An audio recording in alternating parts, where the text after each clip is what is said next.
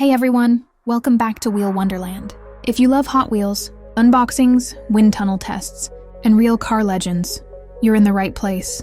Make sure to hit that subscribe button, give us a like, and leave a comment. It helps a lot and keeps the wheels spinning. Today we've got something special. The 75 Chevy Blazer Custom. A true off-road legend now in stunning 1/64 scale. Check out that bold red and black paint job, the lifted suspension, and those rugged wheels. Ready for any dirt track adventure.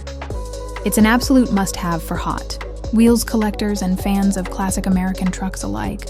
Let's get it out of the package and take a closer look at all the awesome details. But we're not stopping there.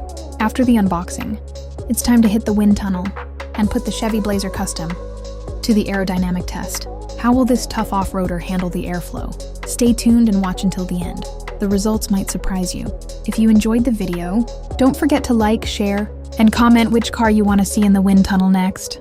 And if you haven't already, subscribe to Wheel Wonderland for more epic Hot Wheels content.